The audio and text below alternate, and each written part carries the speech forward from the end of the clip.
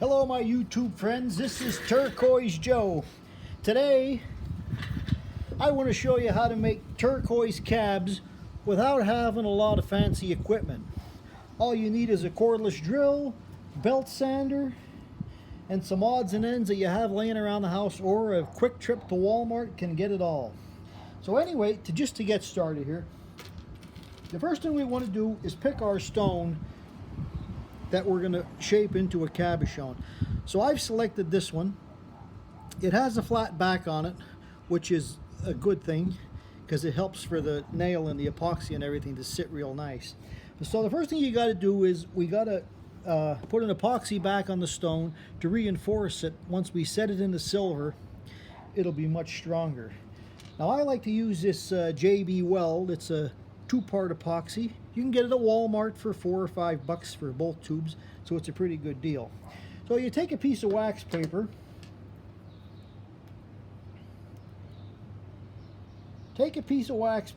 and you put a little dab of JB Weld on there. Now if you're going to be doing multiple stones at one time, naturally you want to put more epoxy down so you're able to do multiple stones at once. We're only doing one today though, so I'm only putting a tiny bit of epoxy here for this demonstration.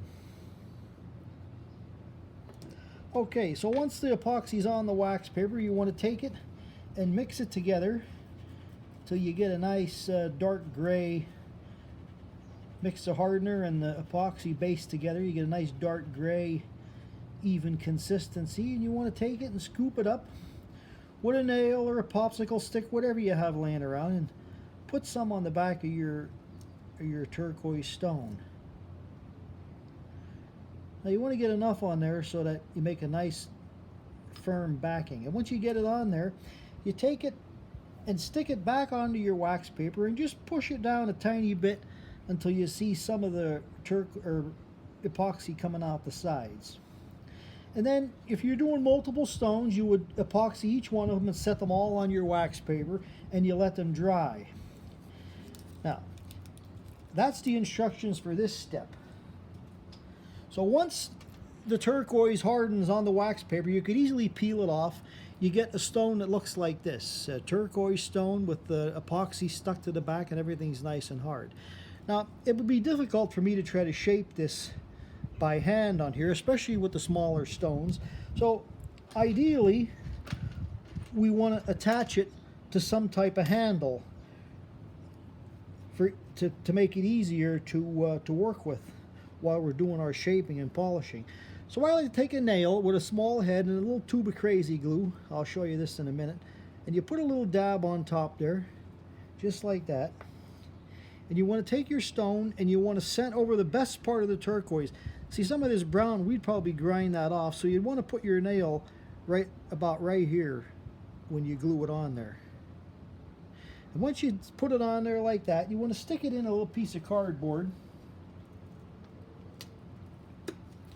Stick it in a piece of cardboard and you just let it sit there and let it dry. And you make 10 or 20 stones up, put them all in there and let them dry. As you can see, I have multiple ones here going. Some are in different stages of being polished or shaped into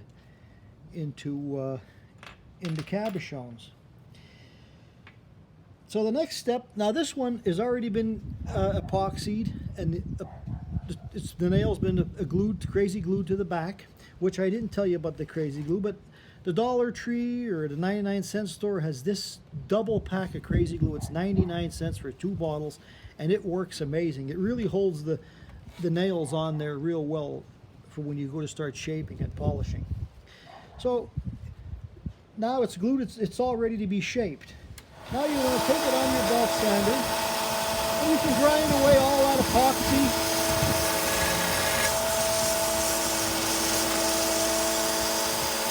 Grind away all that epoxy.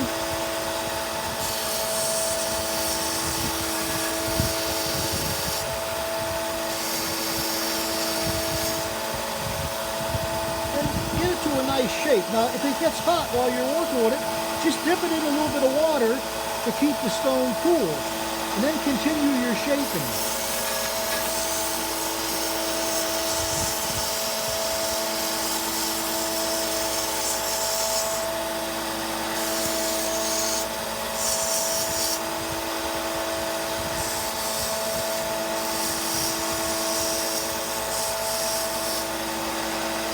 it's important that we grind a little bevel on the side here so that when we put it in the bezel, you have a place to fold it over. If it's straight up and down, it'll be difficult to fit it into the bezel. Now you can see we have a mark right here, and we're going to go ahead and sand it some more and get that mark out.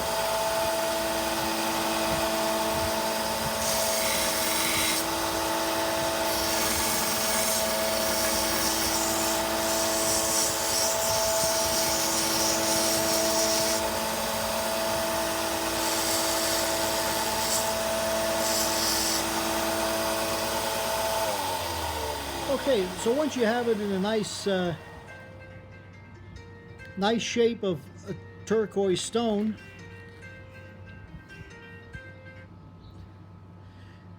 then we want to take it and put it in our cordless drill, like so. So we shaped it nice, we got the bevel in there, it's in the cordless drill. Now we want to get some sandpaper. Now I like to use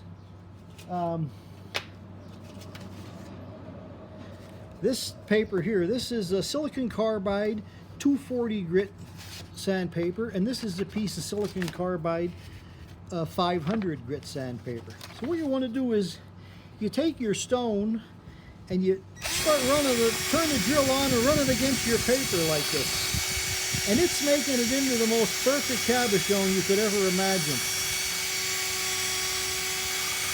This is even easier than if you had a cab machine, because you've got to kind of shape it. With the spinning action of the stone, it really makes it real even all the way around.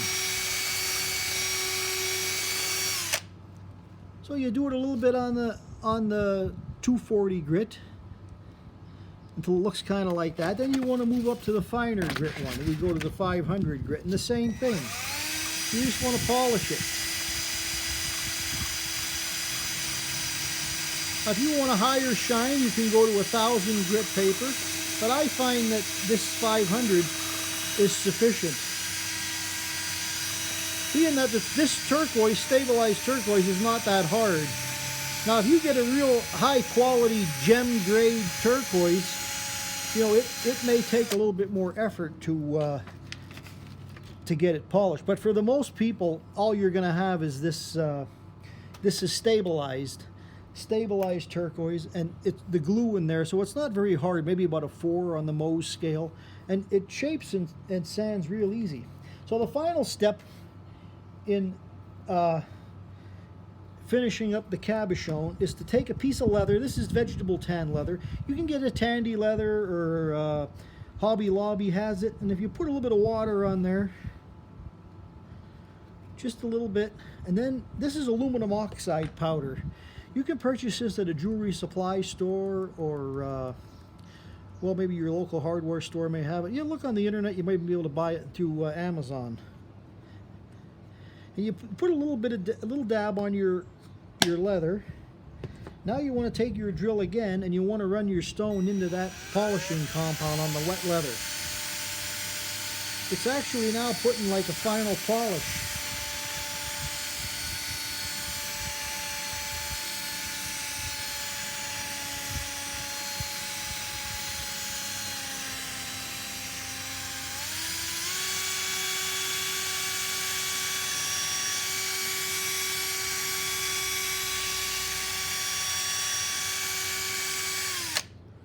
So you polish it a little bit, and you could dip it in water, get some of the stuff off. Now if you look at it with a beautiful cabochon it starts to create.